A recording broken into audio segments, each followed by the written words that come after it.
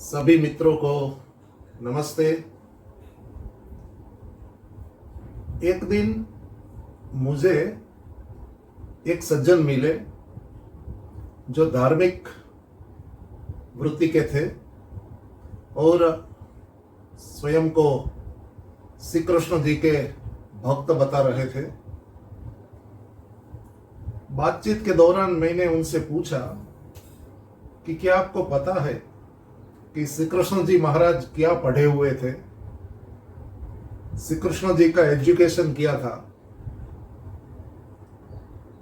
तो उनको बड़ा आश्चर्य लगा और कहा कि यह तो मैंने कभी विचार ही नहीं किया, इस बात की ओर कभी हमारा ध्यान ही नहीं गया कि श्री कृष्ण जी का क्या अभ्यास था, उन्होंने क्या पढ़ा था। इस चर्चा के बाद मुझे लगा कि इस विषय में भी हमें कुछ बातें जाननी चाहिए कि श्री कृष्ण जी महाराज की शिक्षा क्या रही, उन्होंने क्या पढ़ा, किन शास्त्रों का अध्ययन किया। मेरे पास एक हिंदी पुस्तक है जो डॉक्टर भवानीलाल भारतीय नामक एक प्रसिद्ध विद्वान और लेखक के द्वारा लिखी गई है। पुस्तक का नाम है श्री कृष्ण चरित। इस सुंदर पुस्तक में श्री कृष्ण जी महाराज के जीवन के बारे में बहुत ही प्रामाणिक ऐतिहासिक विवरण दिया गया है। इसके 14वें अध्याय का शीर्षक है शिक्षा और अध्ययन।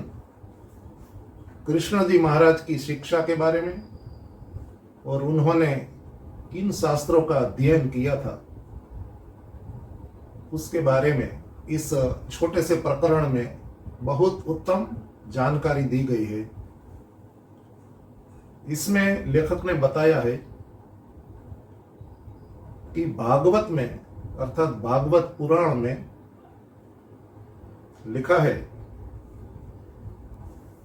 कि कंस को मारने के पश्चात कृष्ण और बलराम जी श्री कृष्ण जी के भ्राता थे। दोनों भाइयों का वसुदेव के पुरोहित गर्गाचार्य द्वारा यज्ञोपवीत हुआ, अर्थात दोनों भाइयों को जनेऊ दी गई, यज्ञोपवीत दिया गया और यज्ञोपवीत संस्कार कराने वाले थे गर्गाचार्य। और ये गर्गाचार्य कौन थे? गर्गाचार्य श्री कृष्ण और बलराम के पिताजी वसुदेव के पुरोहित थे। तो दोनों भाइयों ने गर्गाचार्य से यज्ञोपवीत धारण किया और वे नियम पूर्वक गायत्री मंत्र द्वारा संध्योपासना में प्रवृत्त हुए।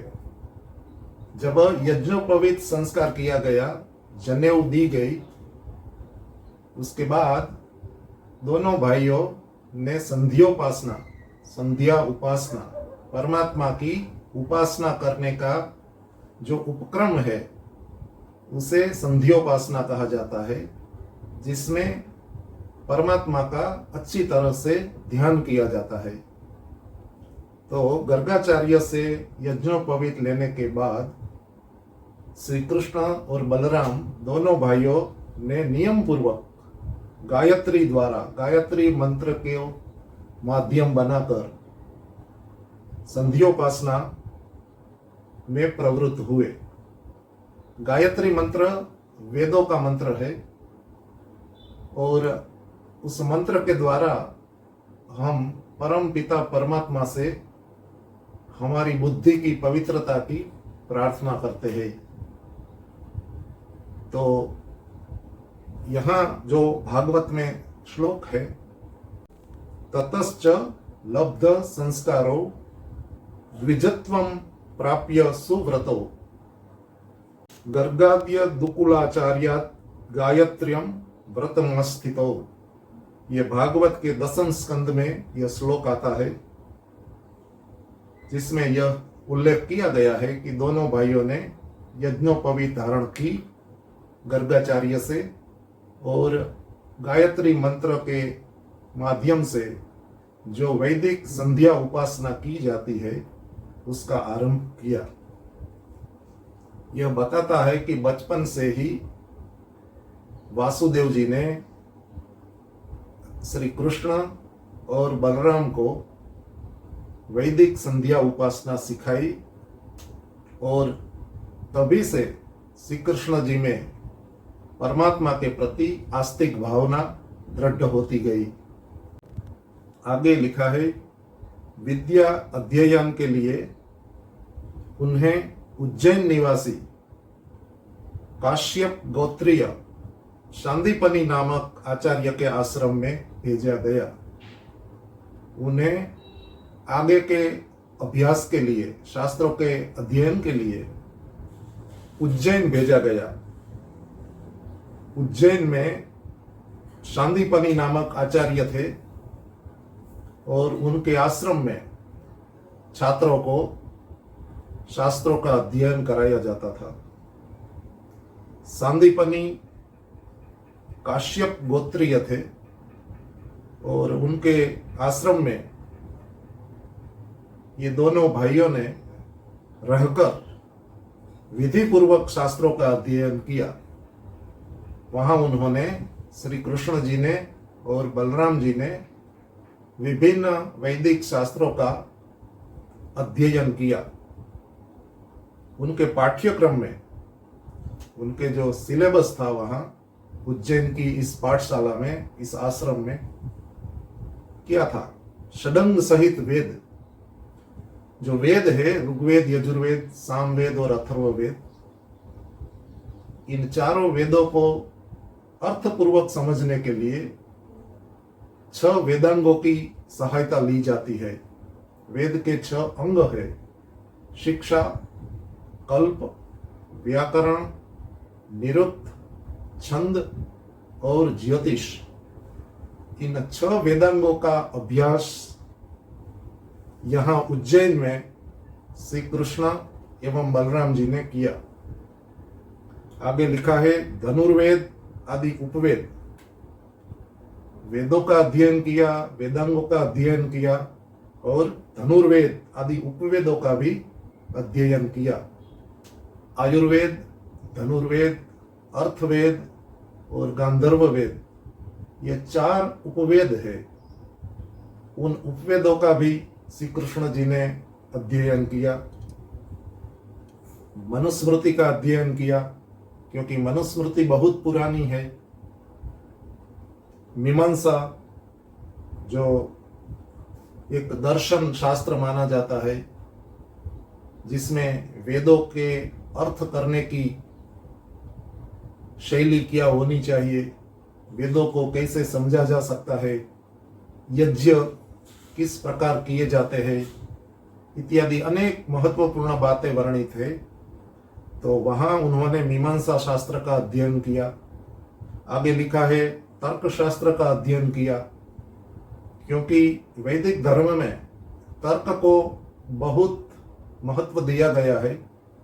सत्य असत्य को समझने के लिए तर्क की सहायता लेनी चाहिए, ऐसा वेदों में तथा वैदिक ग्रंथों में उपदेश दिया गया है। तो न्याय शास्त्र जिसे कहते हैं, तर्क शास्त्र, ऐसे ऐसे ग्रंथों का उल्लेख मिलता है कि ये ग्रंथ, ये शास्त्र श्री कृष्ण जी ने उज्जैन में सांदीपनी जी के पास पढ़े।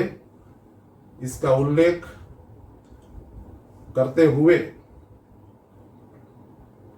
आगे बताया गया है कि उन्होंने संधि, विग्रह, यान, आसन, द्वैत तथा आश्रय, इन 6 भेदों से युक्त राजनीति का भी अध्ययन किया।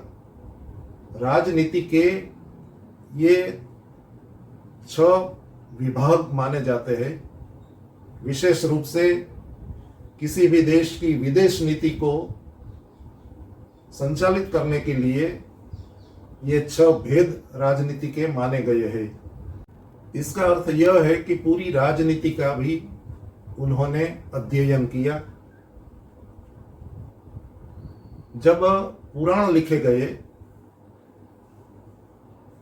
तो पुराणों में कुछ बातें ऐतिहासिक नहीं है और बहुत कुछ अतिशयोक्तिपूर्ण रोचक ढंग से लिखा गया है। इसलिए पुराणों का अभ्यास करते समय विवेक करने की बहुत आवश्यकता रहती है। तो जब पुराणों की रचना मध्य युग में हुई तो पुराण के लेखकों ने अपने ग्रंथों में अद्भुत रस को प्रकट करने के लिए सीधे साधे वर्णन को छोड़कर कुछ रोचक ढंग से बातें प्रस्तुत की है। तो उन्होंने ऐसा लिख दिया है पुराण में, विष्णु पुराण में यह बात लिखी है कि कृष्ण जी ने ये सारी विद्याएं केवल 64 दिनों में ही सीख ली। केवल 64 दिनों में श्री कृष्ण जी ने सारी विद्याएं पढ़ ली। यहीं तक खैर रही कि कृष्ण को विद्या अध्ययन के लिए पुराण लेखकों ने 64 दिनों की अवधि तो प्रदान की। अच्छा है कि 64 दिन तो स्वीकार किए, अन्यथा कृष्णस्तु भगवान स्वयं ऐसा मानने वालों के लिए तो कृष्ण का क्षण मात्र में समस्त विद्याओं का निदान बन जाना भी संभव था।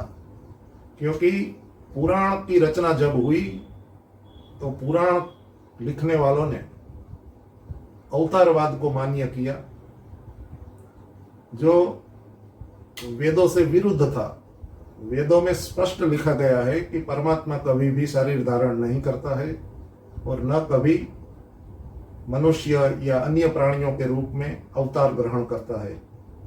परंतु मध्ययुगीन पुराणों में जब वेद विद्या का पतन हुआ और अनेक प्रकार की अविद्या, अंधविश्वास, अज्ञान प्रवर्तित हुए तो लोगों ने अवतार जैसी कल्पनाएं की जो वेदों से विरुद्ध थी। तो अवतार मानने वालों के लिए तो यह कहना भी संभव था कि 64 दिन ही क्यों लगे, कृष्ण महाराज तो स्वयं परमात्मा थे, वे तो क्षण मात्र में सब कुछ सारी विद्याएं पढ़ सकते हैं। परंतु अच्छी बात है कि पुराणों ने भी 64 दिन की बात की है, क्षण मात्र की बात नहीं की है, ऐसा लेखक का कहना है। पुराणों में तो यह भी लिखा है कि गुरु दक्षिणा के रूप में जब सांदीपनि जी से शिक्षा पूरी हुई और गुरु दक्षिणा देने का समय आया तो पुराणों में ऐसा लिखा है कि गुरु दक्षिणा के रूप में सांदीपनि ने अपने मृत पुत्र को, उनका जो पुत्र जो जिसकी मृत्यु हो गई थी, तो सांदीपनि ने अपने मृत पुत्र को यमलोक से ला देने की प्रार्थना कृष्ण से की। पुराणों में ऐसा लिखा हुआ है। और कृष्ण तुरंत यम की नगरी में पहुंचे। जैसे पुराणों में मृत्यु का देवता यम माना जाता है, वैसे यम शब्द तो वेदों में आता है परमात्मा के लिए, जो नियमन करता है, जो कर्मफल व्यवस्था का संचालन करता है, जो नियंता है। इसलिए परमात्मा को यम कहा जाता है। परंतु पुराणों में यम नाम के एक अलग से मृत्यु के देवता की कल्पना कर ली गई है।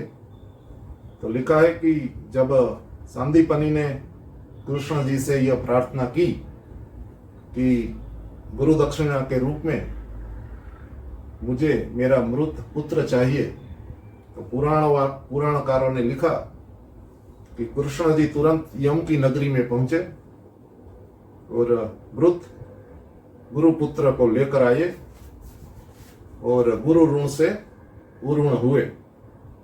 ये भागवत में लिखा गया है। तो ऐसी कुछ असंभव वेद विरुद्ध बातें पुराणों में उल्लिखित है। इस कथा में ऐतिहासिक तत्व कुछ भी नहीं है। लेखक का कहना है कि ये यम के दरबार में जाना और वहां से सांदीपनि जी के मृत पुत्र को वापिस लेकर आना, इस कथा में कुछ ऐतिहासिक तत्व नहीं है, परंतु केवल कृष्ण का ईश्वरीय गौरव स्थापित करने के लिए जब अवतारवाद को मानने लगे और ईश्वर का जो वेदोक्त स्वरूप था, वेदों में जिस प्रकार से परमात्मा का वर्णन किया गया है, जब वह हमसे छूट गया और हम अज्ञान के कारण अवतारवाद जैसी भ्रांत धारणाओं में मानने लगे, तो कृष्ण जी को भी ईश्वर का अवतार माना गया और ऐसी बातें लिखी गई जिससे कि कृष्ण का ईश्वरीय गौरव स्थापित हो सके। तो लेखक कहते हैं कि केवल कृष्ण का ईश्वरीय गौरव स्थापित करने के लिए ही ऐसी कथाओं की रचना हुई है। भागवत के अतिरिक्त महाभारत में भी कृष्ण की विद्वता तथा योग्यता के प्रमाण मिलते हैं।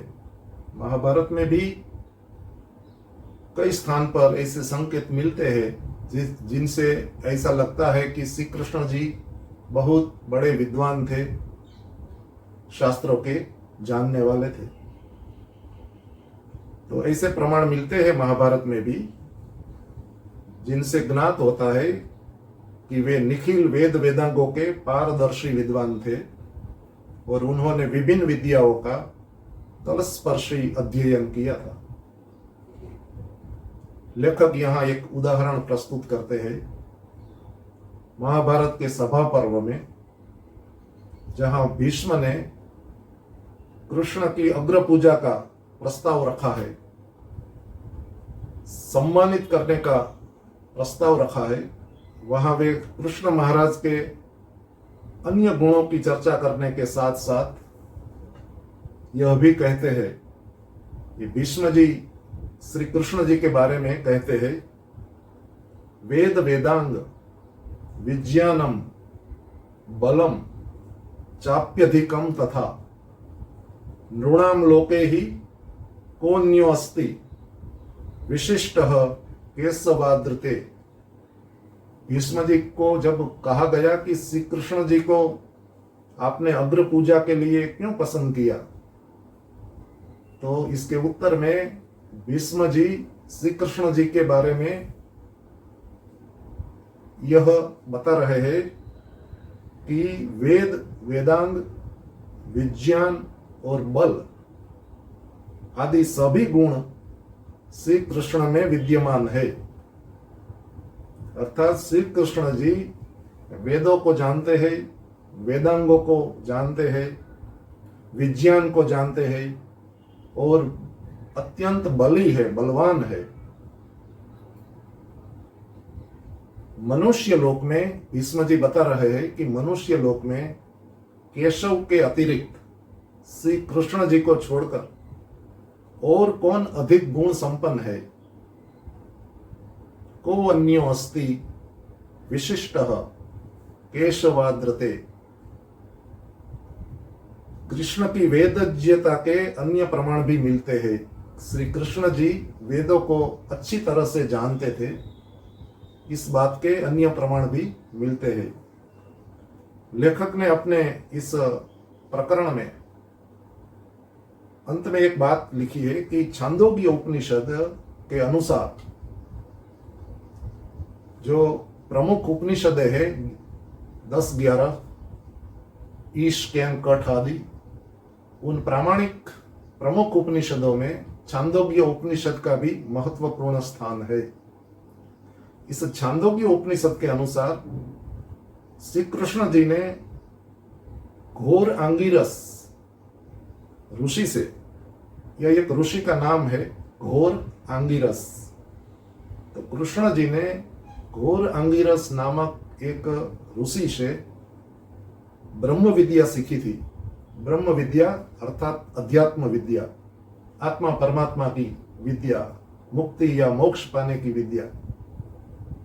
तो यह छांदोग्य उपनिषद में उल्लेख आता है कि श्री कृष्ण जी ने घोर अंगिरस नामक एक ऋषि से ब्रह्म विद्या का अध्ययन किया था। उनकी तपस्या के भी अनेक प्रमाण महाभारत में मिलते हैं। लेखक कहते हैं कि श्री कृष्ण जी के तपस्वी जीवन के बारे में भी महाभारत में अनेक प्रमाण मिलते हैं। यहाँ जो छांदोग्य उपनिषद का प्रमाण है कि श्री कृष्ण जी ने घोर अंगिरस नामक एक ऋषि से ब्रह्म विद्या की शिक्षा ली थी, यह बात कुछ विचारणीय है, क्योंकि प्रायः यह धारणा है कि उपनिषदों की रचना महाभारत के पहले हुई है, अर्थात महाभारत से उपनिषदें प्राचीन है। तो छांदोग्य उपनिषद में श्री कृष्ण जी के घोर अंगिरस ऋषि के पास ब्रह्म विद्या का पढ़ना, यह बात इतिहास के क्रम से कुछ ठीक नहीं प्रतीत होती है। एक संभावना यह है कि कृष्ण के संबंध में जो यह बात है कि घोर अंगिरस ऋषि से उन्होंने ब्रह्म विद्या का अध्ययन किया था, यह बात महाभारत के पश्चात छांदोग्य उपनिषद में जोड़ी गई हो, यह एक संभावना दिखाई देती है। तो श्री कृष्ण जी के संबंध में, उनके पठन पाठन के संबंध में, उनकी शिक्षा के संबंध में हमने ये कुछ बातें यहाँ प्रस्तुत की है। महापुरुष अपने आप प्रकट नहीं हो जाते हैं, वे अध्ययन करते हैं, विचार करते हैं, संघर्ष करते हैं, बड़े निर्णय लेते हैं, अपने प्रयोजन की सिद्धि के लिए अनेक साधन जुटाते हैं, कई लोगों का सहयोग लेते हैं और बुद्धिमत्ता पूर्वक परमात्मा में निष्ठा रखते हुए अपने जीवन का निर्माण करते हैं, अपने जीवन को दिव्य महान बनाते हैं, लोकोत्तर बनाते हैं। कृष्ण महाराज भी ऐसे ही महामानव थे। आशा है आपको कृष्ण जी के बारे में ये बातें अच्छी लगी होगी। बहुत बहुत धन्यवाद। नमस्ते।